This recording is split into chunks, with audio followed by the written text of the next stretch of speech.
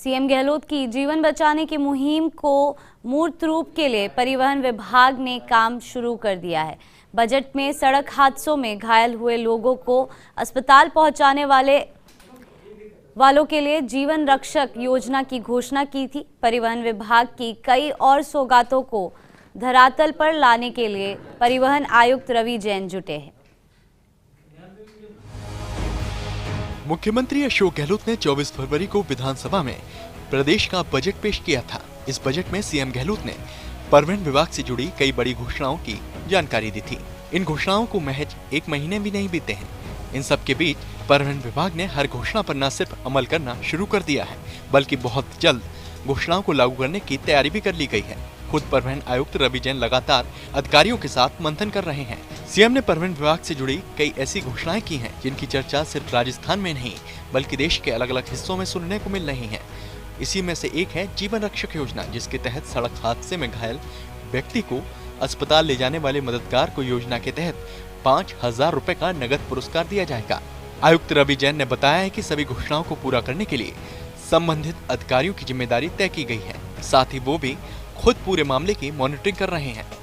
वर्ष 2021-22 का जो बजट माननीय मुख्यमंत्री महोदय जी ने पेश किया, उसमें परिवहन विभाग से संबंधित बहुत सारी घोषणाएं थीं।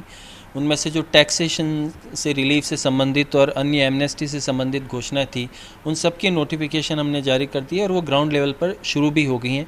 उसके अलावा सड़क सुरक्षा से संबंधित जो योजनाएं थी, लाइक जो भला आदमी सड़क पर घायल व्यक्ति की मदद करता है, गुड समैरिटन, जिसको कि 5,000 रुपये का हम इनाम देंगे, प्रशस्ति पत्र देंगे, उसके बारे में हमने अन्य राज्यों की स्कीम्स मंगवा कर उसको स्टडी कर रहे हैं और अपना पॉलिसी हम तैयार कर रहे हैं।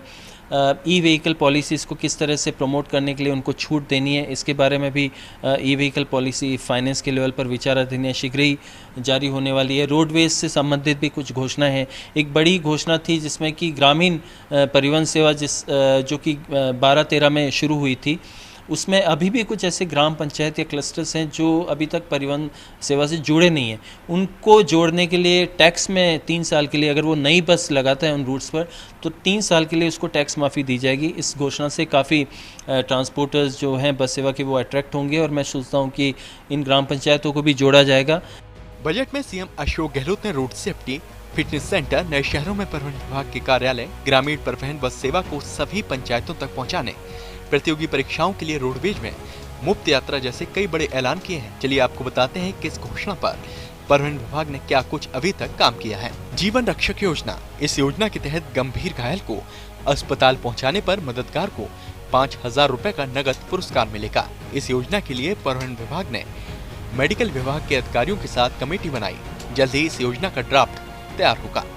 CHC को ट्रॉमा सेंटर बनाने की योजना, इस योजना के तहत दुर्घटनाओं में घायल लोगों को जल्द इलाज मिल सके, इसके लिए सीएम ने 40 CHC को ट्रॉमा सेंटर में विकसित करने की घोषणा की है। परिवहन विभाग ने इस योजना के लिए चिकित्सा विभाग को पत्र लिखकर पूछा है कि इस प्रोजेक्ट पर कितनी लागत आएगी। विभाग रोड सेफ्टी फंड से ये राशि चिकित्सा विभाग को देगा।